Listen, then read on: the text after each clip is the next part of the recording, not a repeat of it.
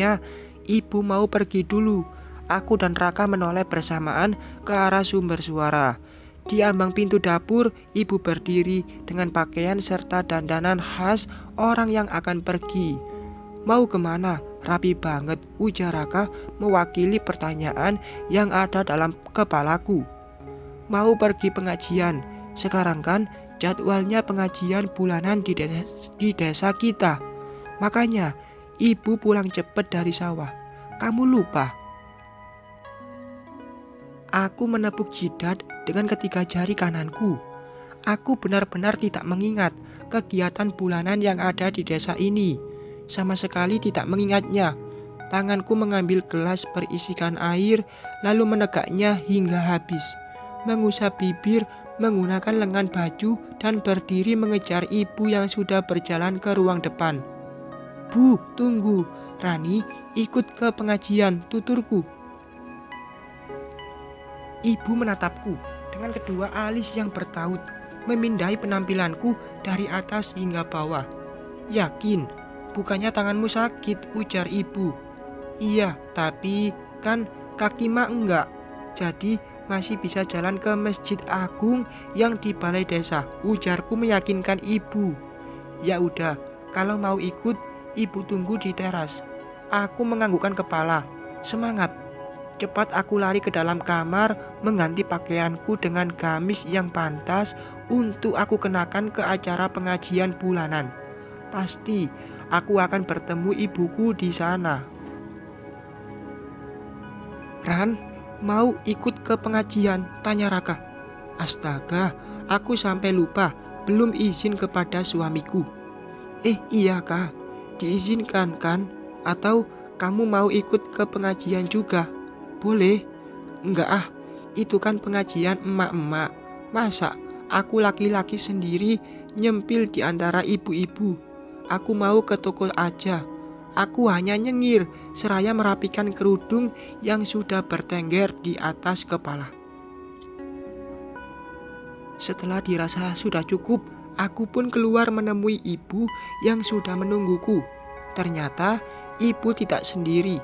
Ada Teh Maria juga yang sudah siap dengan gamis bling-bling dan make up tebalnya.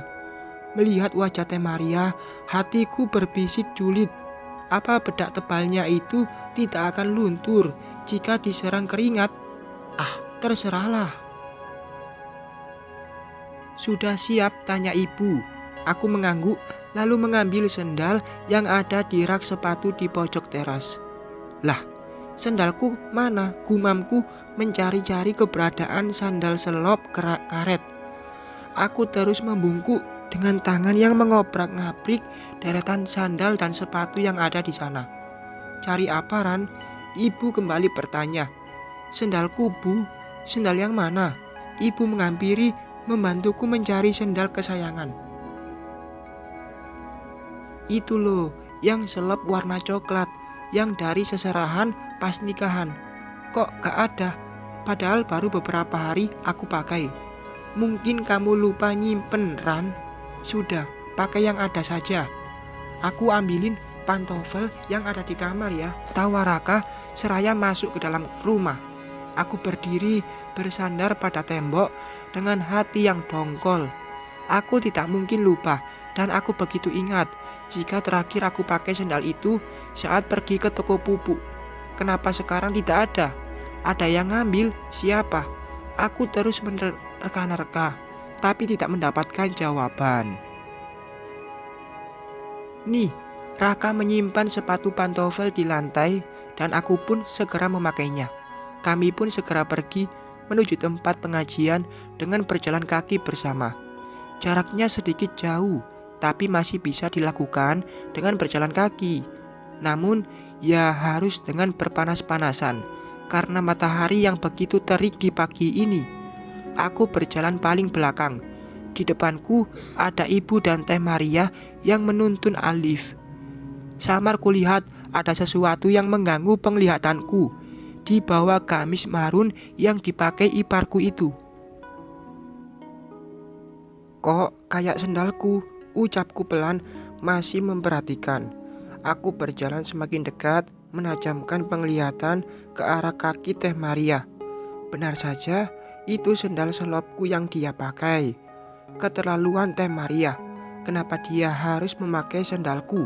Diam-diam, pura-pura tidak tahu saat tadi aku pusing mencari keberadaan barangku itu.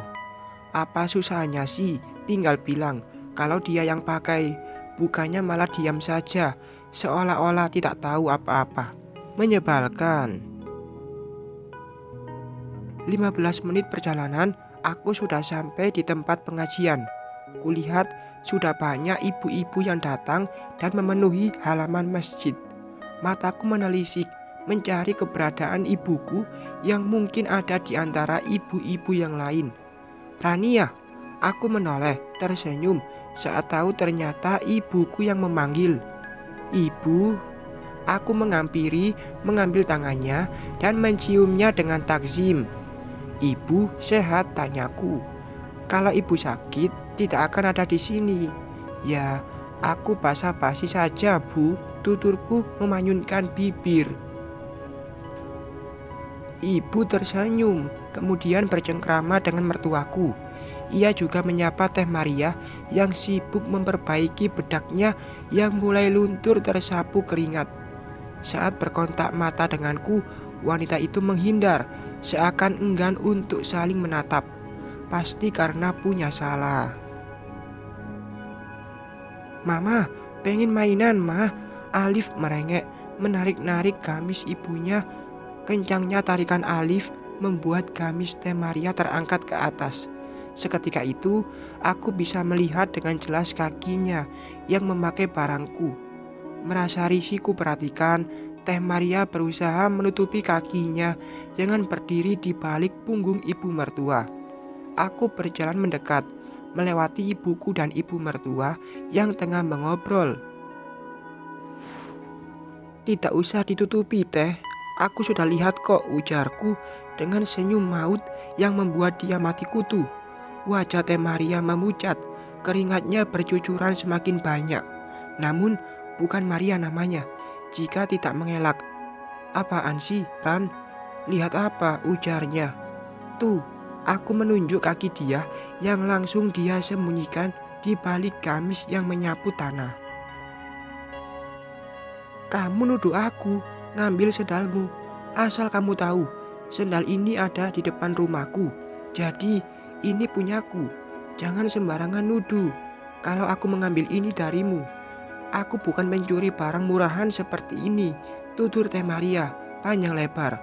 Kemudian dia pergi berbaur dengan teman dan saudaranya yang datang dari beda kampung. Aku hanya bisa mengembuskan nafas kasar. Aku cuma bicara sedikit, tapi jawabannya sepanjang jalan kenangan. Mending kalau tepat, ini sudah salah, songong lagi. Ada Bu Fatma sama Besan. Apa kabar? Lama ya, kita tidak saling bersua. Seorang wanita dengan gamis paling cetar di antara yang lain datang menghampiri kami. Dia ibunya Dimas, wanita yang pernah menyayat hatiku dengan lidahnya. Baik Bu, Bu Heti apa kabar? Balas ibu mertua dengan ramanya. Baik dong pastinya. Ya ampun, Bu Fatma ini jika aku perhatikan semakin kurus ya semenjak menikahkan putra bungsunya. Kenapa Bu? Ibu lelah ya karena menantu ibu itu tidak bisa bantu-bantu pekerjaan ibu dan suami. Makanya cari mantu itu yang biasa kerja di sawah, biar bisa ada yang nyambil ngurus lumbung padi kita, Bu. Aku meneguk ludah mendengar kata-kata yang keluar dari bibir ibunya Dimas itu. Seketika hawa panas mulai terasa di seluruh tubuh ini. Bukan karena sakit hati dengan kata-katanya, melainkan sakit hatiku melihat wajah ibu kandungku yang langsung berubah muram dan pucat.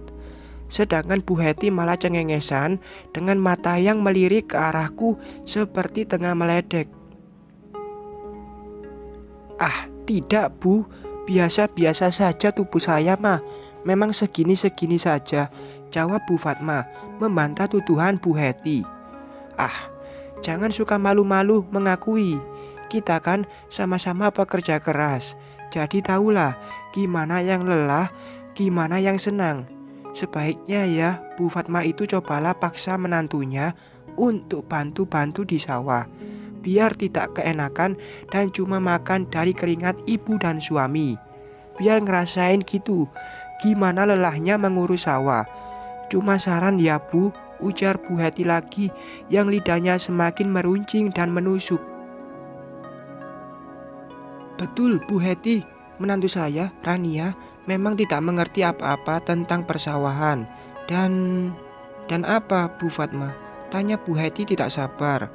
Aku semakin menunduk dengan tangan yang memegang lengan ibu, mencari kekuatan dari wanita yang paling hebat menurutku. Tahu, jika putrinya butuh perlindungan, ibu menganggukkan kepalanya pelan dengan senyum yang tulus. Di dalam hati, aku terus bertanya-tanya, akankah mertuaku itu menjelekkan diriku karena kejadian cucian tadi pagi? Rasanya aku ingin pergi dan tidak ingin mendengar percakapan mereka yang mungkin akan menyakiti hatiku. Dan itu tidak masalah untuk kami sebagai orang tua, ujar ibu mertua. Aku mengangkat kepala, melihat wajah mertuaku yang tersenyum menjawab pertanyaan ibunya Dimas.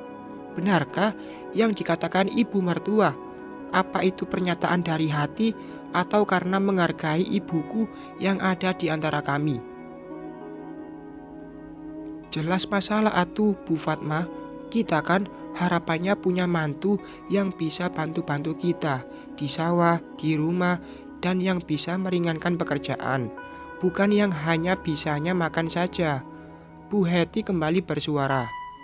Itu menurut ibu, tapi tidak menurut saya. Saya mencari menantu, bukan pembantu. Jadi pada waktu Raka meminta kami melamarkan Rania untuk jadi istrinya, kami sangat tidak keberatan. Terlebih saya tahu bagaimana keseharian menantu saya ini sebelum dia menikah.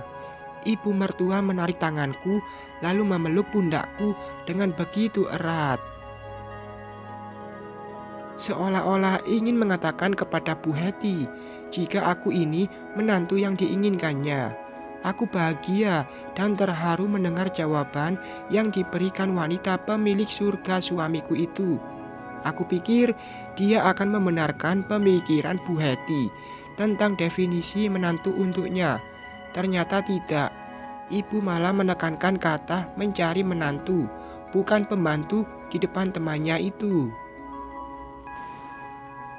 Rania ini tanggung jawab Raka. Dan sebagai suami, Raka sudah mencukupi kehidupan mereka dengan dia mengelola toko pupuknya. Jadi, untuk apa saya menyuruh Rania turun ke sawah jika suaminya saja tidak memberi izin untuk itu? Dan untuk pekerjaan rumah, Rania sudah sangat mahir mengerjakannya. Pulang dari sawah, saya bisa langsung makan tanpa masak dan bisa beristirahat tanpa harus mengurus dapur. Kurang beruntung apalagi saya sebagai mertua yang mendapatkan menantu seperti ini. Kufur jika saya masih bicara, Rania kurang dalam mengurus rumah. Bu Heti bungkam, wajah cengengesan saat mencari-cari kekuranganku kini tidak nampak lagi. Yang ada wajah merah padam menahan malu karena ibu mertua begitu memujiku. Tanpa kata, Bu Heti langsung pergi meninggalkan kami dengan wajah judesnya, menabrak bahu ibu yang berdiri di sampingku. Sudah yuk, mendingan kita segera masuk. Acara akan segera dimulai, ujar ibu mertua, masih memeluk pundakku. Bu, terima kasih, sudah membela Rania. Aku berucap menunduk. Hei, jangan diambil hati kata-kata Bu Heti tadi. Sudah, anggap saja hanya angin lalu yang hanya mampir begitu saja. Aku mengangguk, mengiyakan kata-kata ibu mertua. Meskipun di dalam hati masih menyimpan rasa sakit dengan perkataan ibunya mantan kekasihku itu. Ah, benci sekali harus mengakui anaknya Bu Heti sebagai mantan kekasih. Bersambung.